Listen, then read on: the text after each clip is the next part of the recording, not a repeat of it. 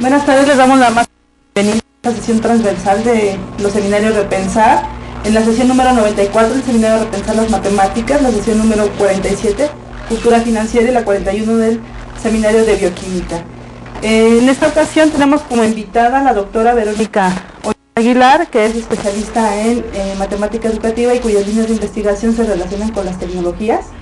Y precisamente es el tema de la sesión, las tecnologías de información y comunicación en la práctica docente, una oportunidad de innovar en las matemáticas, la cultura financiera y la bioquímica. Vamos a dar paso a la presentación de la semblanza de la doctora Verónica Hoyos Aguilar.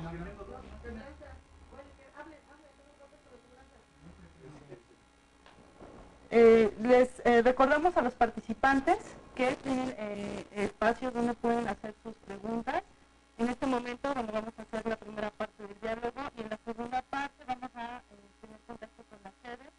y a plantear las preguntas que tengan los dos participantes a la doctora Verónica Hoyos en relación al tema. Vamos a dar paso a los temas.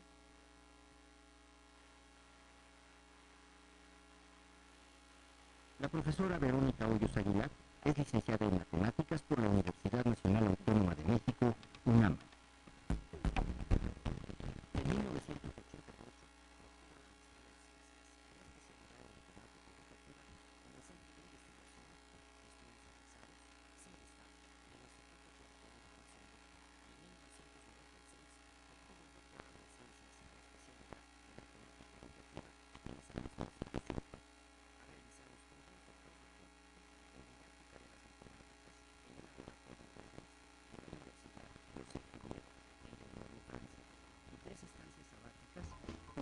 en la Universidad Estatal de Portland, en Oregon, Estados Unidos,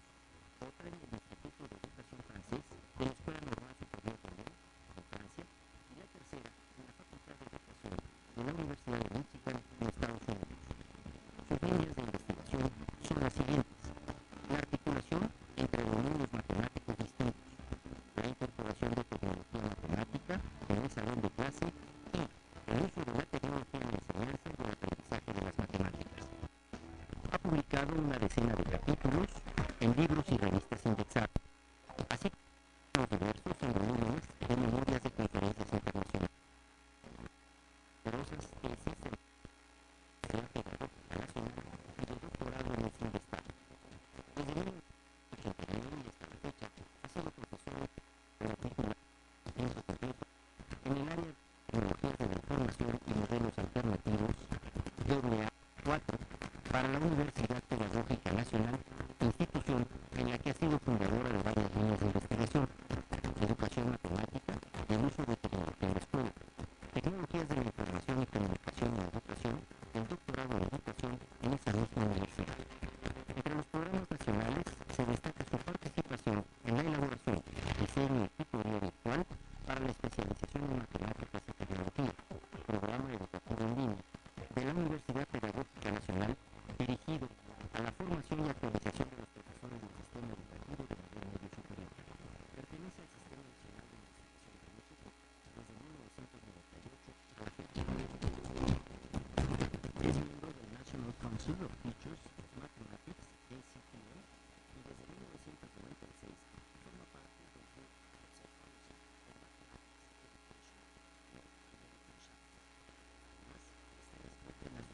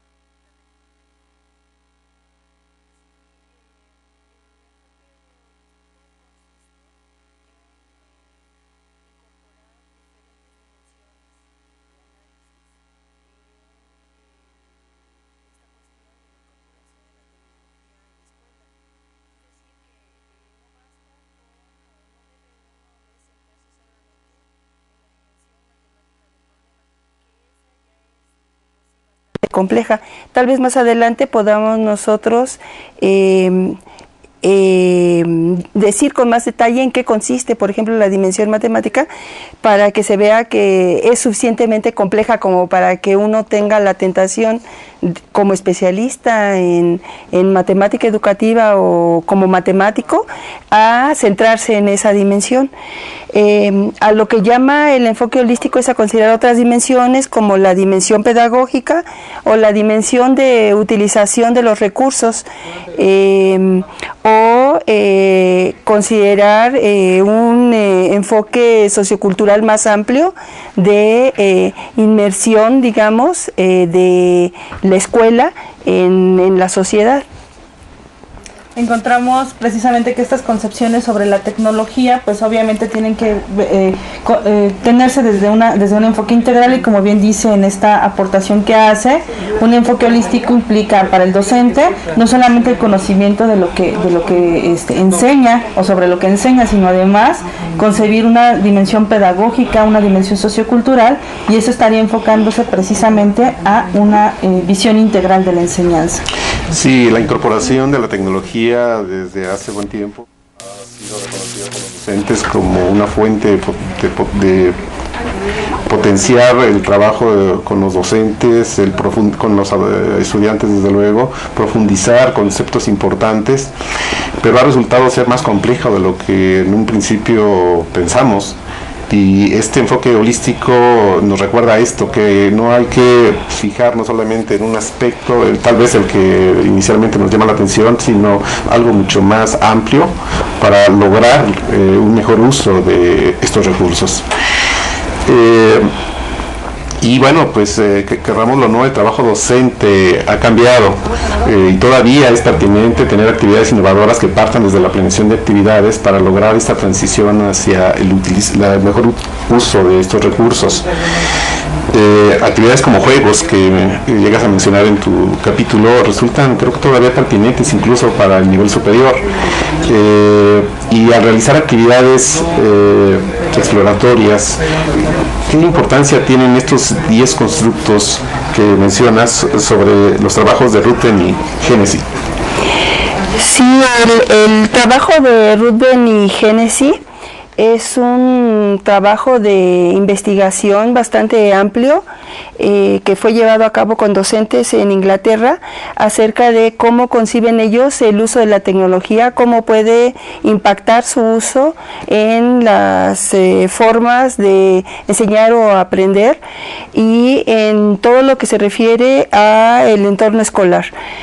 Son 10 constructos o conceptos que se derivaron de esa investigación, que son bastante complejos, cada uno de ellos,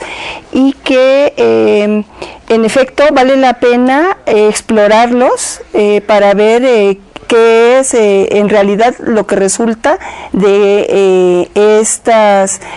al concretar cada una de estas diferentes concepciones de los docentes sobre lo que las ventajas o las desventajas de la tecnología. De hecho, hay muchos trabajos ya de investigación actualmente que se han llevado a cabo y que pueden ejemplificar lo que cada uno o varios de estos constructos. En particular, por ejemplo, me quiero referir al de mejorar el ambiente a través del cambio de la forma general y el sentir de la actividad en el salón de clase. En este constructo se ha explorado bastante a través del uso de plataformas digitales de enseñanza para ampliar el trabajo que se hace en el salón de clase. Es decir, en una plataforma digital se ponen secuencias de trabajo, actividades que para los estudiantes que ellos pueden abordar después de estar en la escuela, la tarde, en el momento que ellos lo consideren pertinente y tantas veces como ellos lo quieran hacer. Esto hace que esos intentos que ellos hacen para abordar las actividades, lo que ellos están haciendo se queda plasmado en la plataforma, y el docente entonces a cargo del grupo puede también estar viendo o tener en cuenta todo lo que el estudiante pudo o no pudo hacer en relación con esas actividades, de tal manera que al abordar su clase al día siguiente, él puede tener ya, digamos, un diagnóstico cognitivo del estado de los estudiantes, del aprendizaje de los estudiantes con respecto a lo que va a abordar ese día. Entonces, el profesor tiene herramientas para planear, para llevar a cabo su práctica mejor, digamos, lo que hace que sienten esa y que mejor, porque vienen con ya con antecedentes a lo que se va a abordar en el salón de clase en esa sesión, digamos. De manera que entonces estos constructos nos permiten poder diseñar actividades exploratorias pues mejor estructuradas, de forma Exacto. Que podamos obtener un mejor provecho de estas actividades, y que no van a ser, entiendo, únicas, sino que tendrán que relacionarse con algunas otras. Claro. Sí. No, y que de alguna manera estas actividades que nos propones o que cada docente pudiera meter en su práctica docente, pues tendría también que sistematizarlo con nuestros estudiantes que tenemos en el nivel que tenemos y con las condiciones que tenemos hacia el uso de la tecnología. Sin lugar a duda, cada profesor debe de considerar el incorporar la tecnología de una forma o de otra dentro de su práctica docente. Dentro de tu trabajo, Verónica, nos mencionas que son cinco fases las que se consideran en el modelo Puria, que nos las describes palabra a palabra para la relación y entendimiento de este. ¿En qué forma los profesores, las estrategias que emplearon les ayudaron a su práctica? Sí, el modelo Puria es el resultado también de otro proyecto de investigación empírico que fue llevado a cabo en Inglaterra y hace alusión a cómo se logró incorporar en este caso la calculadora con modo simbólico, con modo algebraico en una escuela y involucró, bueno, toda una serie de actividades y esfuerzos conjuntos por parte de los docentes, de los directivos y no nada más esfuerzos individuales sino colectivos. Y el modelo fue como comencé abordando esta cuestión, fue el resultado de todo ese proyecto. Y lo que refleja es cómo es que en efecto se pudo llegar a utilizar este dispositivo digital en las clases de manera efectiva y consiste en 5 fases que son: la primera es la de jugar, que hace referencia a que los docentes deben de conocer el dispositivo digital de manera exploratoria inicialmente, es decir, ver cuáles son el menú con el que se cuenta, cuáles son las posibilidades de interacción con el dispositivo, cuáles son las ventajas y las desventajas para abordar, digamos, la concepción, la noción matemática con la que se va a trabajar en el salón de clase. Y en la siguiente fase es la de usar, y es decir, después de que el profesor reconoce cuáles son los diferentes comandos, el menú, etcétera, cómo es que se puede o no interaccionar con la interfaz del dispositivo, el docente entonces empieza a utilizarla para su trabajo docente, ya sea por ejemplo para preparar sus propias secuencias de trabajo en el aula, o ya sea pensando en qué va a servir para explicar o para trabajar con el dispositivo para promover el aprendizaje de los estudiantes. Entonces esa es la segunda fase, pero él lo hace de manera individual. Ajá. Primero como para cerciorarse, para avanzar en su certeza con respecto a la utilización del dispositivo. Y en la siguiente fase el docente recomienda la utilización del dispositivo. Él ha podido comprobar que es útil para abordar tal o cual noción, y entonces la recomienda a sus colegas o la recomienda a sus estudiantes para ver si pueden visualizar de mejor manera, pensando por ejemplo en los dispositivos que tienen geometría dinámica, para ver si los estudiantes pueden visualizar mejor tal o cual noción. Y en la cuarta fase, que es la fase de incorporación, el docente ya sabe, digamos, cuál ha sido el resultado del uso, ya sea de los estudiantes o de los colegas, del dispositivo digital en cuestión, y entonces es capaz de idear y planear cómo lo va a utilizar en el salón de clase para abordar determinada actividad matemática. La última fase es la fase de evaluación, y lo que nosotros hemos visto en nuestra investigación es que esta es la fase más difícil de alcanzar, es decir, que aunque el docente llega a la fase 4, que es la de incorporación de la tecnología y a utilizarla en el salón de clase, no necesariamente llega a la fase de evaluación, porque la fase de evaluación lo que implica es el que el docente se vuelque hacia los estudiantes, pasa de centrar su actividad, pasa de centrarse la actividad en el docente a centrarse la actividad en los estudiantes, a que el docente vea cómo es que están utilizando la tecnología los estudiantes, y entonces a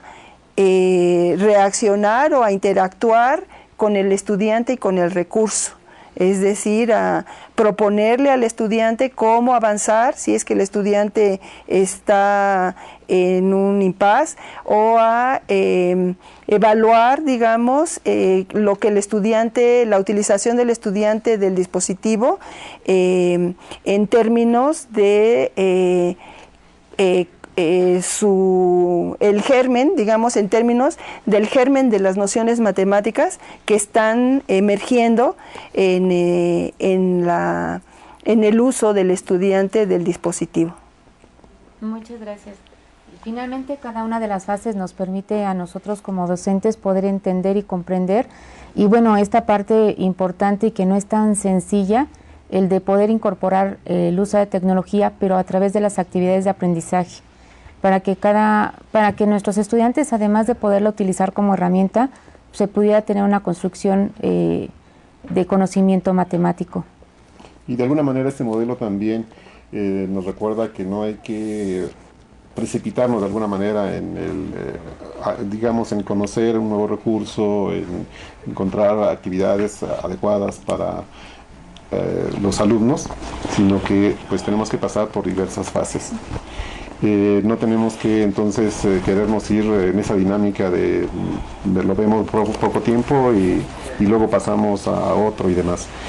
En las clases de bioquímica hay ya diversos software especializados, algunos de ellos de pago, digamos, otros ahí tienen un periodo de prueba, algunos más gratuitos. Entre estos tipos de software podemos mencionar el PyMELab para análisis clínico, que es un uso práctico con base de datos, el TOWI para la simulación molecular, el NWChem para calcular propiedades de sistemas moleculares y periódicos, entre otros. Todo esto representa retos para el docente, la necesidad de desarrollar competencias digitales. A partir de tus investigaciones, pues ¿cómo has encontrado de alguna manera una caracterización entre esta influencia, porque que la tenemos, nos guste o no, o sea ya sistematizada o no tanto, de la, digamos, relación e influencia de estos aspectos digitales con el aprendizaje? Pues en general, por ejemplo, en matemáticas, para lo que se ha visto que es muy útil los recursos digitales, es en particular, por ejemplo, para visualizar nociones matemáticas que son complejas, o también para, o tal vez es en el mismo sentido, pero más que nada para ir más allá de lo que es posible hacer sin el recurso. Por ejemplo, se ha abordado para apoyar a los estudiantes en desventaja a resolver problemas matemáticos complejos, como son los de generalización algebraica a nivel de secundaria. Esos problemas que son de generalización de patrones y que vienen planteados en el currículum escolar, normalmente son problemas que los estudiantes más avanzados resuelven sin necesidad de utilizar ningún recurso, sino atendiendo, bueno, a las características de los patrones y llegan a decir cuál sería, digamos, la fórmula general para el patrón, o cuál sería el diseño de la enésima figura, digamos, en términos de el número de caras o las características que la enésima figura tiene. Pero los estudiantes en desventaja, que son estudiantes que por alguna razón, digamos, no han desarrollado una habilidad matemática, por las razones que se quieran, ¿no? Porque no han tenido el suficiente apoyo, porque son hiperactivos, por la razón que se quiera. Con ellos, por ejemplo, se ha probado que la utilización de recursos digitales, como son los manipulativos virtuales, ellos interactuando con estos manipulativos pueden reproducir las diferentes figuras de un patrón, y con las herramientas con las que cuenta el dispositivo, que es, por ejemplo, un conteo de las piezas que se van, con las piezas con las que se va armando las diferentes figuras del patrón, esa ayuda de tener el conteo a la vista y de tener la posibilidad de reproducir las figuras en la interfase del dispositivo, hace que el estudiante visualice cómo es que puede pasar de tener una figura a tener la siguiente, o de tener cualquiera de las figuras de que se trate. Es decir, que llegan a resolver los problemas de generalización de patrones, cosa que es difícil ver, digamos, en los estudiantes en desventaja. Entonces, de esta manera, digamos, la tecnología posibilita el alcanzar la equidad en la escuela. Y otra vez, un reto para todos nosotros, el que encontremos de mejores formas de utilizarlo, pues tomando en cuenta las características de nuestros alumnos, pues digamos, contar con más recursos de los que contábamos antes, para tener mejores actividades y poder, como dices, tener más esta situación de equidad, que en niveles superiores pues es también importante, porque pues sabemos que hay grandes problemas de aprovechamiento escolar en estos niveles. Mencionaba sobre la parte importante de incorporar la tecnología y bueno, también considerando la equidad de esta parte de trabajo, no solamente en la institución en la que trabaja, sino en cada una de las instituciones del país. La parte de trabajo en tecnología, mencionabas dentro de las 5 fases la importancia de la evaluación, en el que el docente pueda incorporar la tecnología con los estudiantes y que los estudiantes puedan comprender y entender que la tecnología es una herramienta para el conocimiento, pues ya sea de matemáticas o de algún otro. Esta parte de conocer cada software, algún software dinámico en analítica, en geometría, en estadística, o bien la parte de juegos o en robótica, para que nuestros estudiantes y asimismo el profesor lo podamos incorporar en la clase.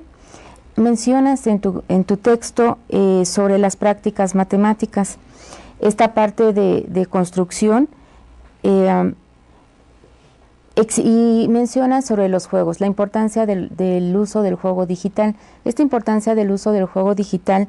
el estudiante es capaz de identificar y analizar algún problema para generar alternativas de solución, y si también hay una implicación en la existencia de potencial cognitivo en las estrategias empleadas ante esta forma de trabajo. Sí, la cuestión de la incorporación del juego en el aprendizaje de las matemáticas es una cuestión muy atractiva y sin duda de las más abordadas. En particular en cuanto al uso de la tecnología, una de las investigaciones que llevamos a cabo en la Universidad Pedagógica Nacional, en el grupo de trabajo en el que estoy como miembro, que es el de Educación Matemática y Tecnologías de la Información y la Comunicación. Elaboramos, por ejemplo, uno de nuestros integrantes es especialista en informática, es el profesor Víctor Raggi, matemático también de origen, y por ejemplo él elaboró un juego digital que le llamamos Dominó, que consiste en una versión digitalizada de un juego de tablero en el que el tablero tiene 64 casillas, 8 por 8, como en el juego de ajedrez, y de lo que se trata es de ir poniendo diferentes fichas sobre el tablero de dominó, le llamamos, porque cada una de las fichas es como la ficha de dominó que ocupa 2 casillas. Y entonces de lo que se trata, digamos que la instrucción es muy sencilla, se juega entre 2 estudiantes y los estudiantes lo que tienen que hacer es tirar una ficha cada vez en su turno, ocupando 2 de las casillas del tablero, y gana el que logra tirar primero todas sus fichas. Y uno podría pensar, bueno, pues eso no se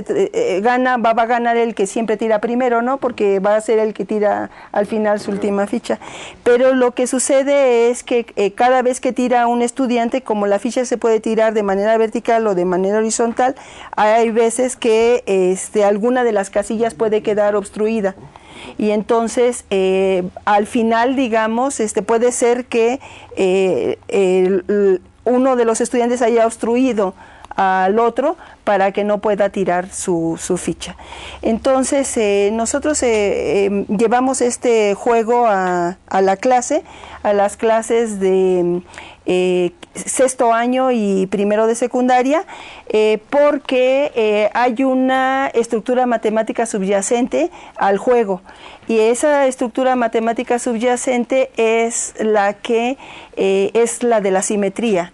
Si los estudiantes supieran, digamos, que la estrategia ganadora es la de tirar el simétrico de la ficha que tiró el contrario, entonces ganaría. Esa es la idea, ¿no? Entonces nosotros, por ejemplo, llevamos el juego a la clase y pensamos que los estudiantes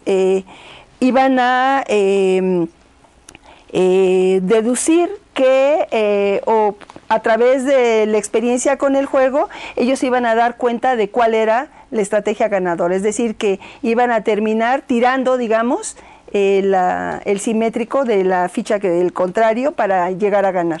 No es claro, eso no desde la primera partida, sino después de varias partidas, ¿no? Y no fue así, es decir, no jugaron de esa manera los estudiantes, pero sí jugaron de una manera matemática, es decir, que lo que nosotros pudimos ver es que los estudiantes generaron estrategias distintas para ganar, y que esas estrategias estaban basadas sobre todo en el conteo de las casillas que quedaban por rellenar y de los turnos, es decir, la relación entre las casillas que quedan por rellenar y el turno que ellos tenían. Entonces, y eso lo pudieron expresar, digamos, después de varias partidas. Los estudiantes se les preguntó, bueno, pero tú cómo pensaste que ibas a ganar, o por qué tiraste de esa manera, por ejemplo, obstaculizando ciertos espacios y demás. Y lo que ellos decían era, nos explicaron entonces, es que eso Yo vi que iba a ganar porque lo que conté es que lo que iba a sobrar era un número impar de casillas y él estaba tirando en segundo lugar, digamos, entonces yo iba a ganar, cosas de ese tipo. Entonces, bueno, pues de lo que para nosotros fue una sorpresa, pero una sorpresa exitosa en el sentido de que nos dimos cuenta y está relacionado finalmente esto que estoy diciendo con la pregunta, que es que el profesor o que en este caso está actuando como monitor de lo que está sucediendo, de la actividad matemática que está teniendo lugar en el salón de clase, debe de poder reconocer en lo que el estudiante está haciendo el germen de las nociones matemáticas que están entrando en juego, y también cómo es que eso lo vincula ya sea con experiencia matemática antecedente o con la experiencia matemática que va a venir después de lo que allí sucede. Muy interesante la parte de los juegos digitales, en la parte que nos estás mencionando, donde el estudiante pone en juego los conocimientos previos y los conocimientos actuales, en la forma de ganar o perder mediante estrategias, que es lo que cada uno de ellos quiere o requiere, pero con una expresión o un análisis hacia esa actividad empleada. Incorporar la tecnología en la enseñanza, en el proceso educativo en general, es complejo. En este caso, en el último planteamiento que nos haces, Verónica, destacas la importancia que tiene el proceso de aprendizaje o entender el proceso de aprendizaje con el uso de tecnología. A mí me gustaría recuperar en esta parte el papel del docente, el reto que implica en la incorporación de la tecnología para el docente. En el estudio que realizamos en el 2015 encontramos, dentro de las actitudes que demuestran la tecnología, un sentimiento muy arraigado que es compartido en las tres comunidades virtuales, y es el miedo precisamente. Muchos docentes manifiestan este pensamiento de que causa temor el incorporar tecnología en la enseñanza. Sin embargo, y demostrado por los comentarios que emiten, es que en la medida que el docente se va formando, se va preparando para el uso de la tecnología, en esa medida va minorando este sentimiento, porque se arriesgan y tienen la voluntad cuando tienen la voluntad de hacerlo, empiezan a innovar su práctica educativa. En este sentido encontramos relación con la tercera parte del capítulo que nos compartes, porque describes, bueno, al menos a mí me llaman la atención dos investigaciones muy importantes. La primera de ellas, que marca las preocupaciones o que habla sobre las preocupaciones de los docentes a partir de la incorporación de las tecnologías en las clases de matemáticas, que están principalmente relacionadas con cuestiones de logística, planeación, de necesidad de control personal, de gestión y profesional. Por otro lado, describes la experiencia tanto profesional como de investigación del programa de especialización en matemática y tecnología, que fue dirigido a profesores de bachillerato aquí en México. Y de estas dos investigaciones me gustaría que nos platicaras un poco más sobre qué podemos hacer los docentes para poder disminuir estas preocupaciones al momento de incorporar la tecnología en el aula. Y obviamente al hacerlo, el docente va desarrollando sus competencias y va disminuyendo la brecha digital que existe, hablando de la equidad que hace rato mencionabas. Es decir, cómo podemos innovar la práctica docente a través del uso de la tecnología, manejando estas preocupaciones. Y por otro lado también, en esta experiencia que tuviste en el programa de especialización matemática, ¿cuáles fueron esas prácticas exitosas o los factores de éxito que permitieron a los docentes incorporar la tecnología en sus clases? Sí, bueno, pues sin duda que esta preocupación por parte de los docentes, este miedo a la utilización de los nuevos artefactos, pues sobre todo existe y persiste en todos los docentes que no somos digitales nativos. porque pues hemos tenido que ir aprendiendo, digamos, sobre la marcha a utilizar la tecnología. Y no cabe duda que pues que es a través de la experiencia y, por ejemplo, de el ejercicio y pasaje por las diferentes fases que se mencionan en el modelo Puria, que va a ser posible que los docentes se animen a incorporar tal o cual dispositivo digital, que de los dispositivos digitales de los que estamos hablando sobre todo, y eso hay que tenerlo mucho en cuenta, es de los dispositivos que tienen una estructura matemática inmersa, digamos, como son los softwares de geometría dinámica, o como hablaba yo de los juegos electrónicos digitales, pero que están diseñados ya con esa idea matemática debajo, digamos, o en la estructura del juego. Cuando hablaba también acerca de los manipulativos virtuales, bueno, pues de las posibilidades didácticas que en este caso, hablando de los manipulativos virtuales, de las posibilidades didácticas o pedagógicas de los manipulativos en este caso, que son cuestiones muy exploradas, digamos, desde el punto de vista de la didáctica o desde el punto de vista pedagógico, en cuanto a su influencia y posibilidad para educar. En cuanto a, entonces, bueno, lo que decía es, ¿cómo es que los docentes va a ser posible que vayan incorporando la tecnología y perdiendo ese miedo? Pues es a través de el pasaje por las diferentes fases, la incorporación, es decir, la experiencia en su práctica docente de la utilización de los recursos, y finalmente de una reflexión acerca del uso y de las posibilidades, ventajas o desventajas de estos usos entre los docentes mismos, es decir, una reflexión en colectivo, que es lo que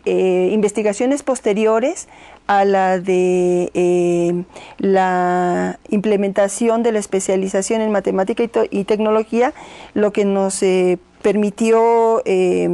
ver la reflexión sobre los resultados de esta especialización, es que la mayoría de los docentes, como tal vez ya mencioné antes, llegan hasta la incorporación, hasta la fase de la incorporación de la tecnología en el salón de clase, pero todavía para llegar a la fase de evaluación lo que es necesario es una reflexión acerca de todo lo que ha pasado, digamos, en el salón de clase con el uso de la tecnología, pero no una reflexión en solitario, sino una reflexión en colectivo con los demás colegas y sobre lo que allí pasó en el salón de clase. Y para esto hay también trabajo que se ha hecho en investigación. En particular hay un grupo de trabajo en la Universidad de Michigan, en donde pasé mi última estancia de investigación, que bueno, me interesa decir que apareció en mi semblanza Michigan State University, y Michigan State University no es University of Michigan solamente, y ellos me pegarían si pongo lo de Michigan State University, porque son distintas, entonces por eso quiero decirlo, porque este trabajo al que me voy a referir de reflexión sobre lo que es la práctica docente y en particular sobre la utilización de los recursos digitales, lo ha podido implementar utilizando una tecnología de toda una elaboración de materiales y dispositivos en una plataforma digital que se llama Lesson Sketch, un grupo de investigación comandado por Patricio Hertz y Daniel Chazán en la Universidad de Michigan. Y en esta tienen toda una forma de trabajo que tiene que ver, digamos, de manera esquemática con las posibilidades que brinda el software que ellos han desarrollado para modelar lo que sucede en el salón de clase y entonces poderlo exponer o presentar ante el colectivo para poder reflexionar sobre ello. Y esta modelación de lo que pasó en el salón de clase se puede hacer con a la manera de personajes que no son los profesores mismos, sino que son hechos con dibujo animado. Y entonces esto despersonaliza completamente la cuestión. El profesor ya no se siente exhibido, digamos, no se trata de ver los videos de lo que sucedió en el salón de clase, sino se trata de ver la dinámica, digamos, de la actividad y sí los hechos, lo que sucedió allí, pero como si lo estuviéramos viendo de manera ajena, digamos, despersonalizada. Y entonces eso posibilita la reflexión sobre lo que allí pasó y también posibilita la detección de patrones para la acción en el salón de clase y la discusión de cómo cambiarlos, digamos. La docencia y el uso de la tecnología en la enseñanza pues implica desafíos muy grandes. Yo recapitulo esta última intervención para después dar paso a la segunda parte de nuestro diálogo, diciendo que los docentes tenemos estos desafíos. Sin embargo, la investigación educativa lo que nos permite es corroborar modelos y compartir modelos que han sido exitosos. En este caso, dice la doctora, el modelo Puria es un puente que puede utilizar el docente para hacer incorporación de tecnología en el aula. Por otro lado, participar en programas de formación especializados y creo esta parte muy interesante de tu experiencia, que es compartir entre los cuerpos colegiados estos factores exitosos sobre el uso de la tecnología y de esta manera lograr la innovación de nuestra práctica educativa vía la tecnología. Gracias. Esta parte de trabajar o considerar el modelo Puria que nos acabas de hablar, Verónica, al respecto con cada una de las preguntas ahorita generadas, pues nos permite a nosotros retomarlo como docente, no solamente en el caso de matemáticas, sino en cada una de nuestras áreas. El día de hoy se ha compartido con la parte de bioquímica, lo cual nos da un bosquejo en qué software poderlo utilizar y hacia qué tema o hacia qué área manejarla. En el caso de cultura financiera nos permite también poder ver y contemplar qué otro tipo de software nos permiten a nosotros como herramienta utilizarla en nuestra práctica docente. Quienes nos han dado la oportunidad de poner sus preguntas en cada uno de los foros, de repensar la bioquímica, matemática y cultura financiera, al mismo tiempo la invitación a quienes no han podido poner sus preguntas o comentarios, se les hace esa cordial invitación, considerando esta parte de trabajo ahorita realizado y el capítulo del libro que nos presenta Verónica. Una de las preguntas que nos menciona en este caso Mercy, también se les hace la cordial invitación de poner su nombre, pero también la institución en la cual trabajan y el lugar de origen. Mercy nos comenta, agradeciendo de antemano toda la información que has plasmado, y la pregunta que ella nos marca cerca de marcos epistemológicos como miradas asociadas con las formas de conocer a una comunidad particular. ¿Podría explicarnos un poco mejor esta idea, en particular la dificultad que tiene el maestro de que el estudiante, aprendiendo con herramientas tecnológicas, transfiera desde la actividad propia del conocimiento que se quiere adquirir en el dominio de las matemáticas? Sí, bueno, esta cuestión de el carácter epistemológico y el dominio, digamos, de validez del recurso con respecto a la utilización que el usuario hace de él y en relación con la tarea matemática que está en juego, es una cuestión abordada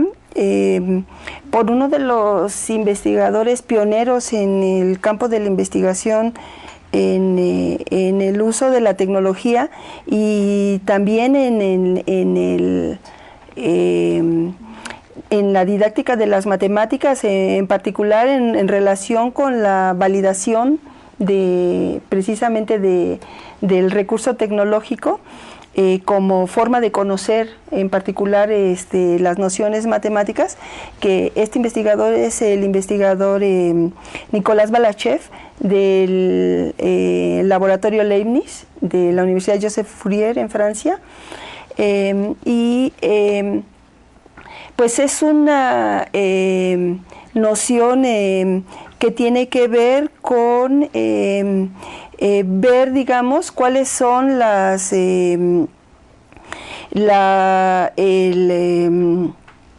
el conocimiento matemático que está en juego, es decir, el conocimiento matemático de una noción es distinto que el conocimiento desde el punto de vista didáctico que despliega el profesor a la hora de estar en el salón de clase. Es decir, hay una distancia entre lo que es la noción matemática y lo que es, o sea, el conocer la noción matemática y lo que es el conocimiento del profesor o de cómo está presentada en el currículum o cómo se tiene que presentar en el salón de clase. Hay una distancia entre esas dos cosas, no es lo mismo. Ajá, entonces hay una transposición, se dice, desde este marco de análisis francés, hay una transposición didáctica al pasar de una noción del conocimiento matemático de una noción a ahora el conocimiento didáctico o pedagógico para trabajar con esa noción en el salón de clase. Y si a eso ahora añadimos que se va a trabajar o se va a utilizar un dispositivo digital para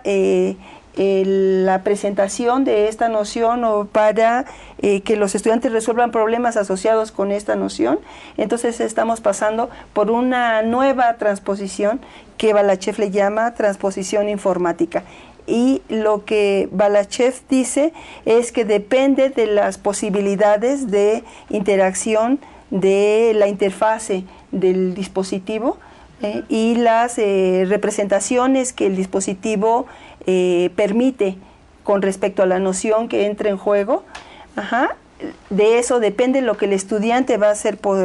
capaz de aprender, digamos, y hacer con respecto a los problemas que se le planteen. Por ejemplo, un ejemplo que el mismo Balachev trabajó en uno de sus artículos es de que trabajando con dos softwares de geometría dinámicos, como son el software Logo y el software Sketchpad, los dos son, puede ser Sketchpad o puede ser GeoGebra, pero en este caso era con Cabri, que Cabri también es un software con las mismas características, digamos, que o casi las mismas características, pero en cuanto a que es un software de geometría dinámico, que GeoGebra o que Sketchpad. Que trabajando entonces, te decía yo, con el software Logo y con el software Cabri, en torno de por ejemplo, en torno de la construcción de triángulos o de la noción de ángulo, lo que se aprende con los dos softwares, con los dos dispositivos digitales, es distinto completamente, porque las interfaces, la manera en la que está estructurado el software por dentro, es distinto completamente. Lo que permite hacer es cosas completamente distintas, ajenas, digamos. O sea, lo que se puede hacer, por ejemplo, lo que ofrece la interfase Logo para trabajar con respecto a la noción de ángulo, tiene que pasar porque el estudiante formule en un lenguaje casi de programación, ¿verdad? Las instrucciones para tener el dibujo de una figura y para poder trazar, digamos, esa figura, ese triángulo con determinadas características. Ajá. Y en cambio, lo que el estudiante hace cuando trabaja con con el software Cabri, pasa por el trazado y el arrastrado de los objetos geométricos de manera directa en la pantalla. Entonces, las diferentes apreciaciones que el estudiante obtiene de lo que es el objeto geométrico y sus propiedades son distintas. Ajá. Sí. Bien, la incorporación de la tecnología en las distintas áreas de conocimiento pues implica el uso de aplicaciones muy especializadas en el área. Ya mencionaba José Luis en algún momento las de bioquímica. Todo el contenido del capítulo, bueno, nos habla de software aplicado a las matemáticas. En el caso de cultura financiera, por ejemplo, se utiliza mucho, la Internet ofrece muchas herramientas, incluso simuladores, son de uso cotidiano para quienes hacen o desarrollan habilidades financieras y económicas, y eso implica pues un reto para los docentes, porque no solamente es el conocimiento de la tecnología en general, sino también desde las áreas de conocimiento, como las aplicaciones más especializadas en relación a los contenidos y a los conceptos o nociones que se van a abordar. Bien, en la comunidad virtual de cultura financiera hay varias preguntas, muchas de ellas están encaminadas, tienen dudas sobre este programa de especialización en matemática y tecnología. Voy a presentar la pregunta de Patricia Margarita García Ortega de la ESCA Santo Tomás. Dice lo siguiente: hola doctora Verónica Hoyos Aguilar, magnífico día, gracias por la información que nos compartes. Dos preguntas. Después de haber participado en el programa de especialización en línea sobre matemáticas y tecnología, ¿qué aportaciones en el salón de clases hicieron los profesores que tomaron parte en sus estudios de caso? ¿Y qué porcentaje de la plantilla docente de nivel superior en la modalidad escolarizada en la UPN usan tecnologías de información y comunicación en el salón de clases? Sí, bueno, después de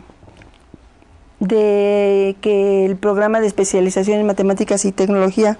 se llevó a cabo durante 12 generaciones,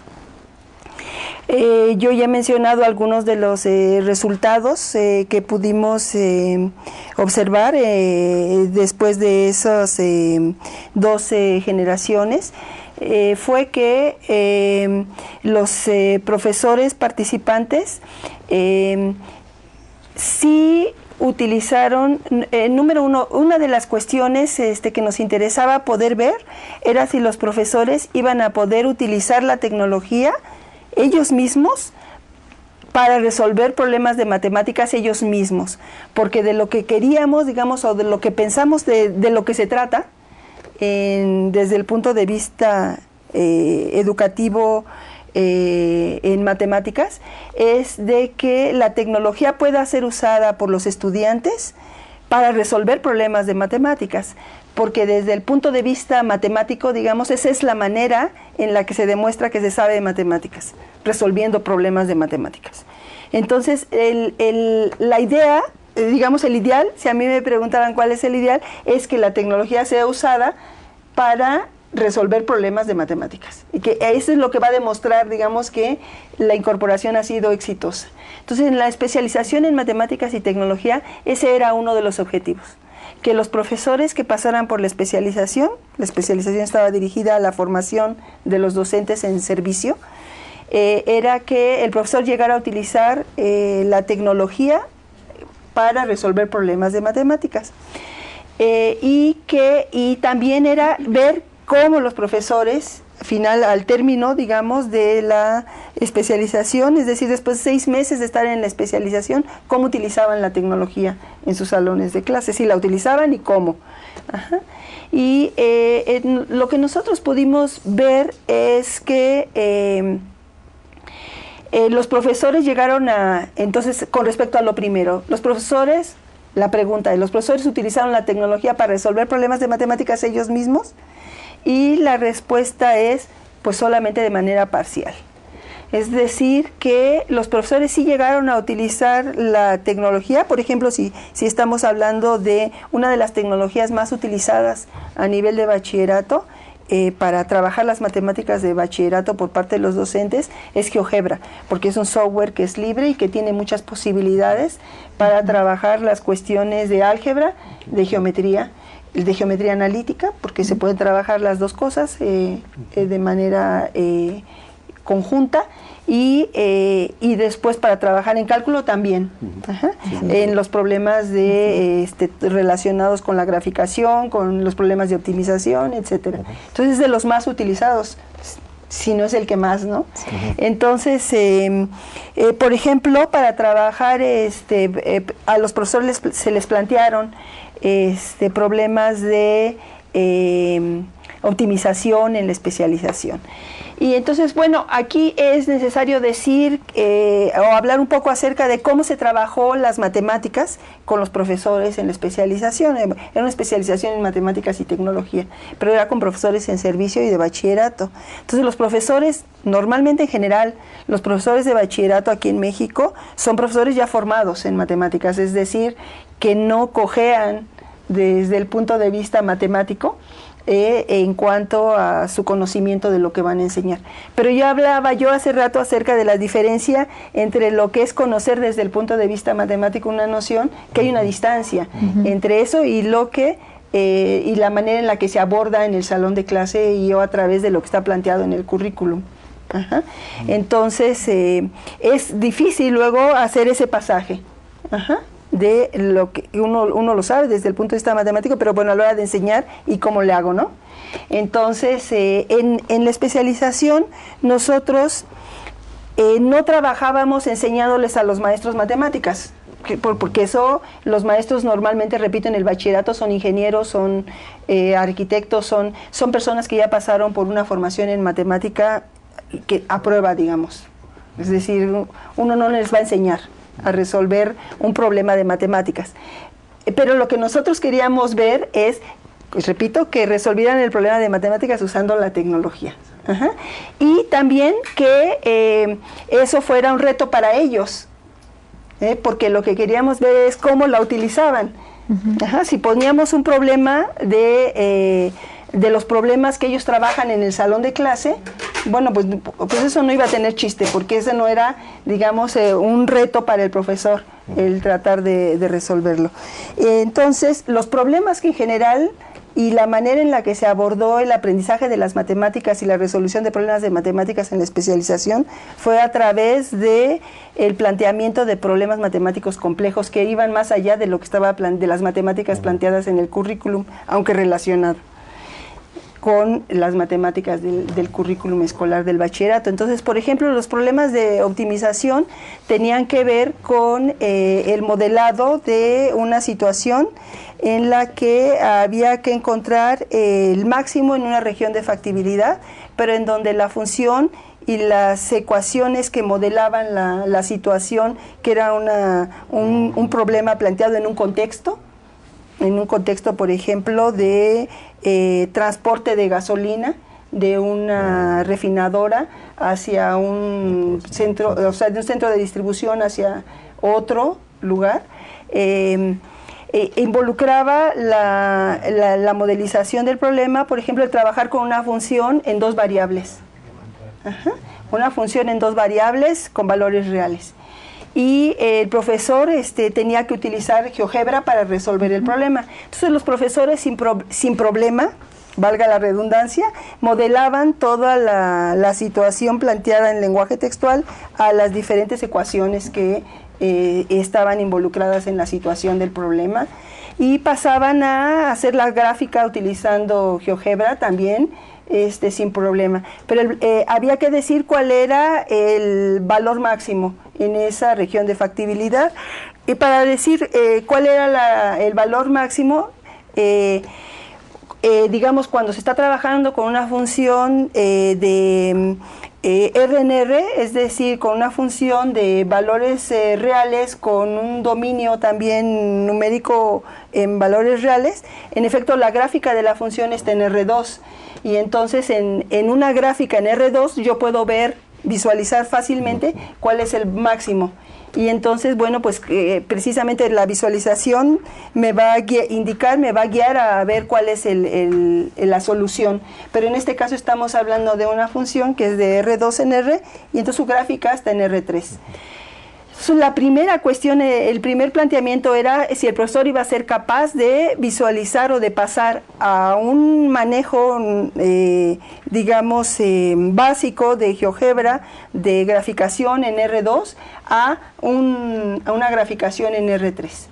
Ajá, número 1. Y si esa visualización en R3 le iba a dar para poder, simplemente viendo, decir cuál era el valor. Ajá. Y resulta que no, o sea que la respuesta a lo que estoy diciendo es no, esa visualización no me va a dar la solución, sino lo que tiene que el profesor tiene que pasar por una reflexión de cuál es la situación problema y de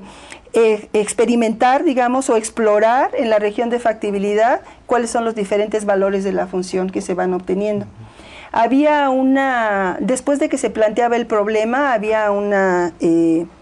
nota, una breve como cápsula de contenido en el problema, en donde se daban hints a los profesores, sugerencias de cómo explorar la solución. Pero los profesores la ignoraban, por ejemplo. Se iban a instrumentar a lo que ellos están acostumbrados a hacer. Ya dije, sin problema modelaban la situación en ecuaciones, sin problema graficaban la región de factibilidad, pero no llegaron a dar la solución.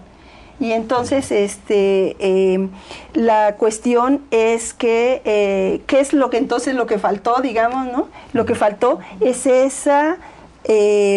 pasaje de un aspecto pragmático de utilización de la tecnología a un aspecto teórico, más teórico, en donde el profesor tiene que pasar de hacer las cosas de manera pragmática ahora a reflexionar acerca de cuál es la situación en el problema, ¿verdad? Y, digamos, comprobar que lo que está obteniendo es o no la solución del problema. Digamos que estar ahora en una posición teórica con respecto a el problema, cómo se concreta, es a través de la verificación o la validez de la solución del problema. Creo esta parte nos habla de un paradigma de trabajo totalmente diferente a como tradicionalmente lo hacemos. Por ejemplo, cuando hablamos del proceso educativo en su forma tradicional, a veces lo que sucede es lo contrario, la complicación de llevar la teoría a la cuestión práctica. Y ahora con esta experiencia veo que es lo contrario. A veces la tecnología nos facilita mucho la resolución de problemas y lo que importa entonces es ver cómo esa tecnología o ese procedimiento me lleva a mí a una reflexión teórica. Creo que es ir en un sentido contrario. Y va muy de la mano esta pregunta que planteo en este momento, que hacen de Psique, Fabiola Escobar, y dice lo siguiente. Bueno, un poco aborda las limitaciones y es la pregunta que plantea. En relación a la gamificación de las matemáticas, si se ha demostrado la efectividad de la enseñanza de las matemáticas mediante esta herramienta, bueno, la gamificación. Ejemplo, en México Secundaria 109, en todos los niveles educativos y en varias escuelas y facultades del mundo. ¿Cuáles factores considera usted nos limitan como docentes a hacer uso de esta herramienta y cuáles son las limitaciones en los estudiantes?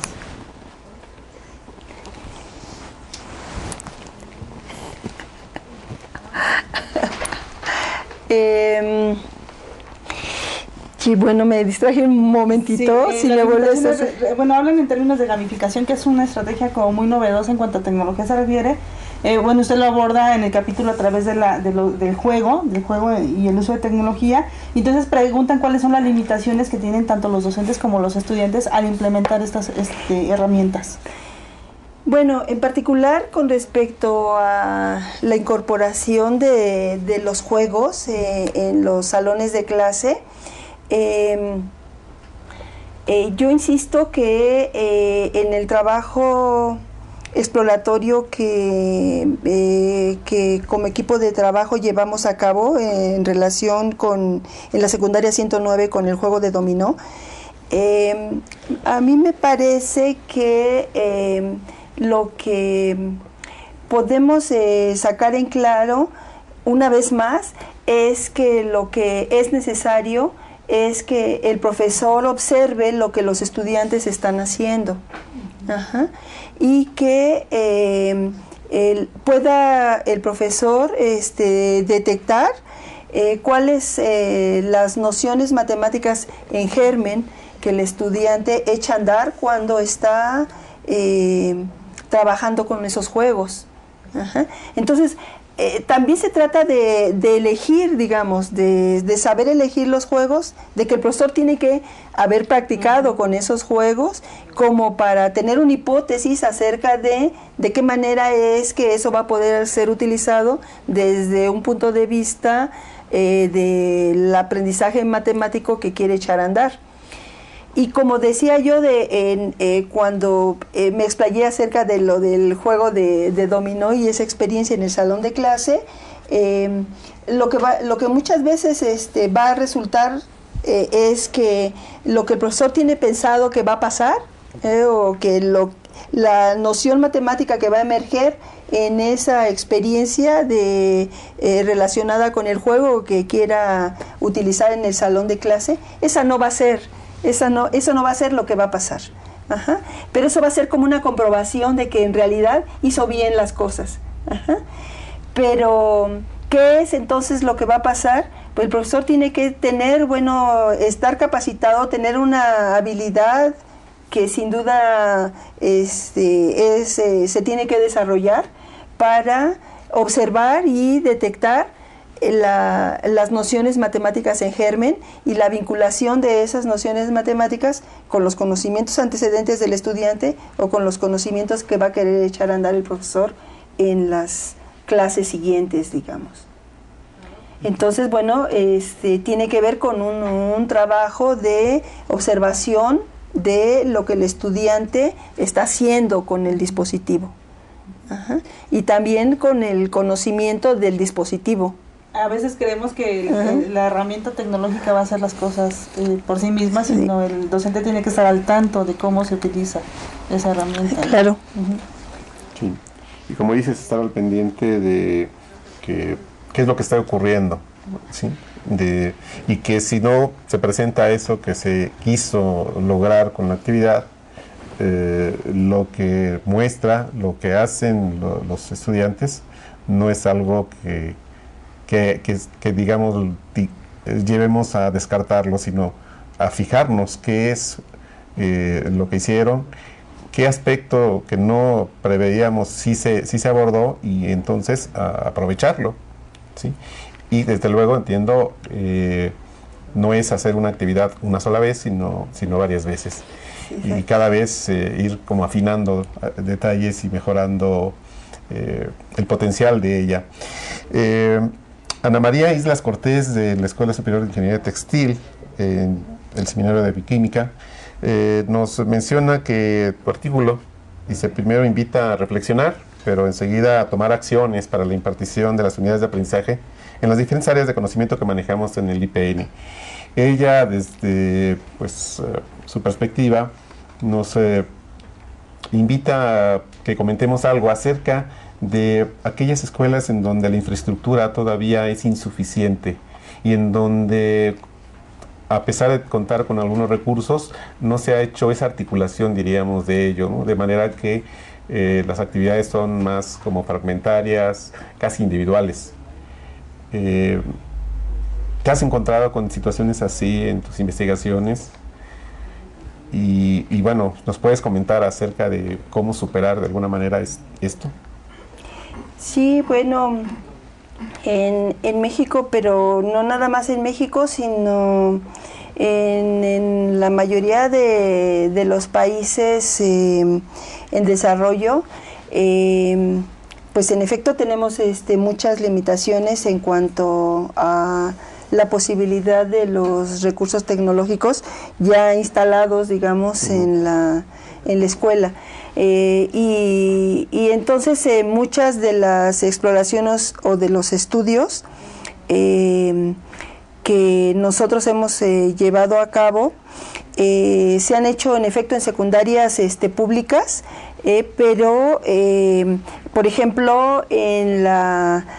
sala de biblioteca de la secundaria, que normalmente todas las secundarias públicas ahora la tienen, y es la sala, digamos, que está mejor en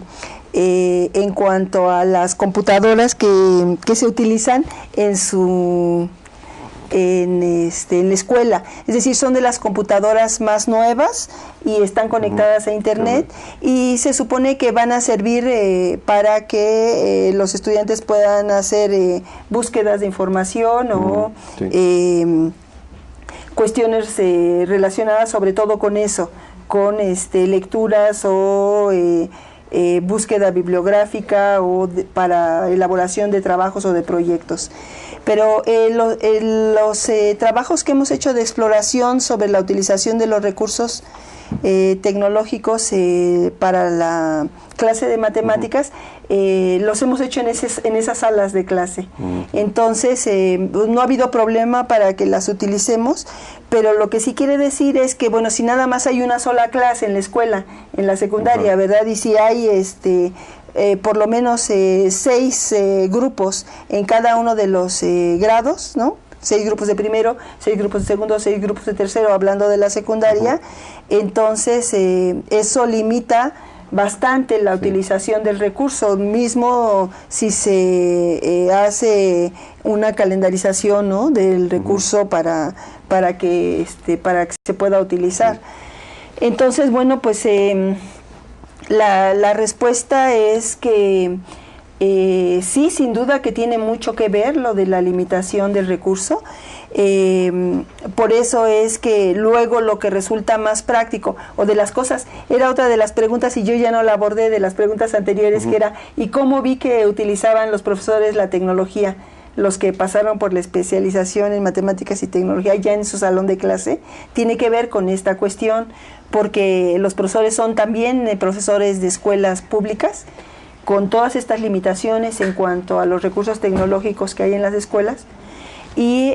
por ejemplo, la mayoría de ellos lo que hizo fue pues utilizar su laptop, digamos, y un proyector que sí les facilitaban en la escuela para trabajar en sus salones de clase. Pero entonces estoy diciendo que solamente hay una computadora con un proyector, digamos, y que todos los estudiantes están en su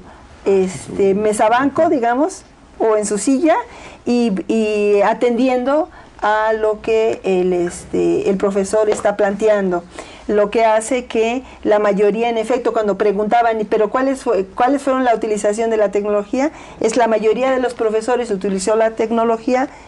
como si fuera en las clases tradicionales, digamos, de pizarrón y GIS, porque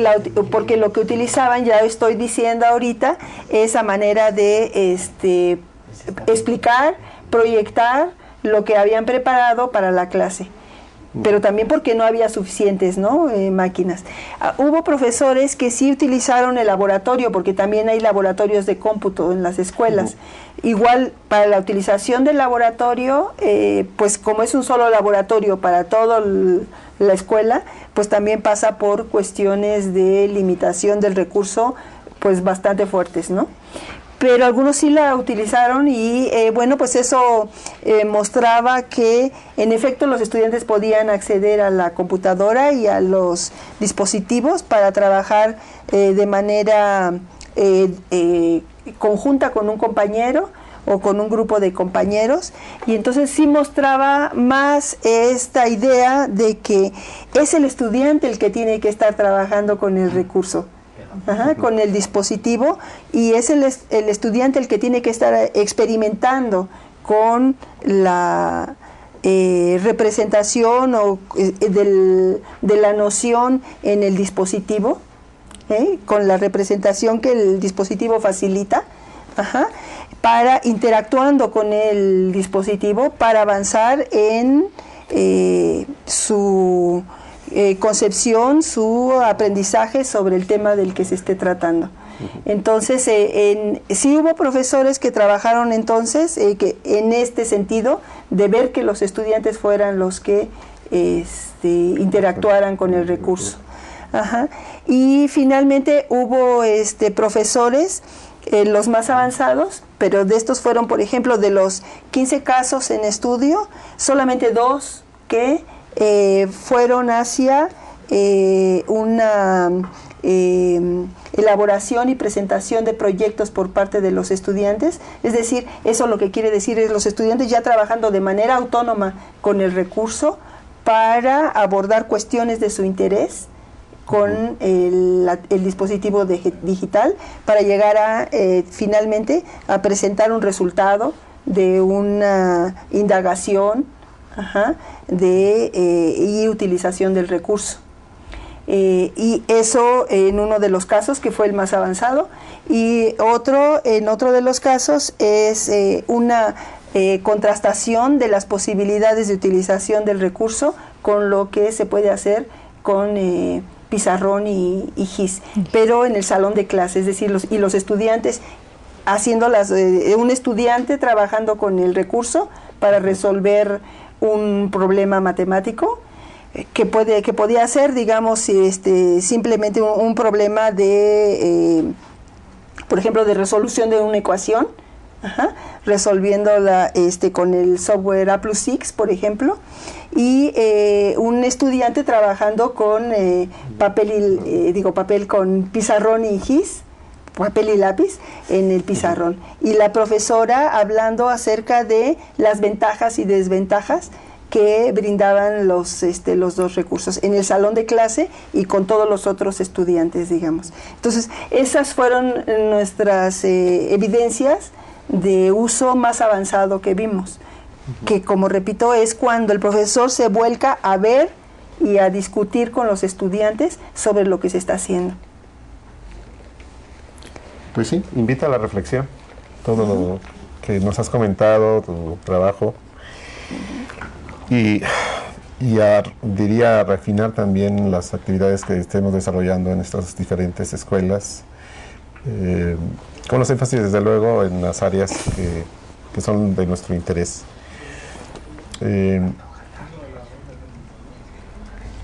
Esta parte de que nos mencionas los límites de recurso, sí es cierto que cada unidad académica o cada institución tiene los límites de recursos, sin embargo, en este diálogo nos invitas a poder que vaya más allá, es decir, que busquemos para poder llevar la parte de herramienta como la parte de tecnología como herramienta en la práctica docente,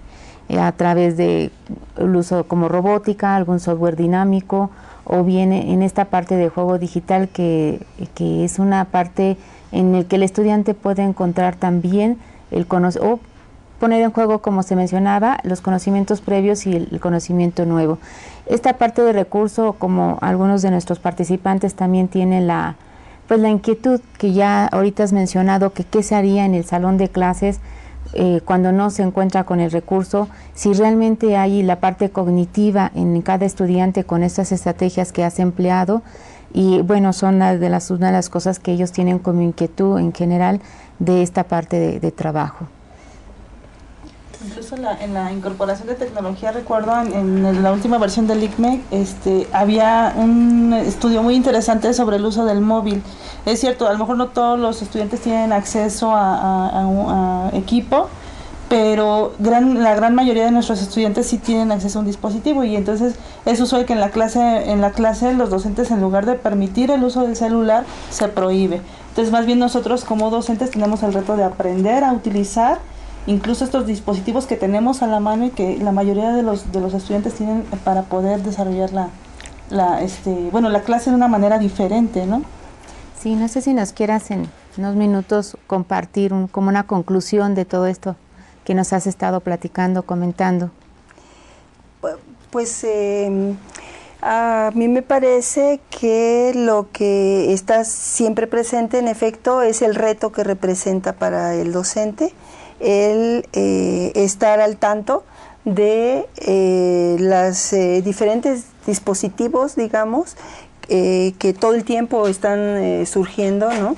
Y el de que también el profesor debe de estar en la posibilidad de desarrollar esa habilidad para reconocer en los estudiantes las posibilidades que tienen para plantear y para recuperar lo que los estudiantes están proponiendo como parte de incorporarlo en su clase, como parte de la clase, digamos, ¿no? En efecto, por ejemplo, cuando hablabas acerca de los celulares, ¿no? Uno de los usos que ahora también, que es uno de los proyectos de investigación en curso, de mi grupo de trabajo, es de qué manera es que estos dispositivos que en principio son o han nacido para la mejora de la comunicación entre todos, digamos, cómo es que estas posibilidades comunicativas en extenso, digamos,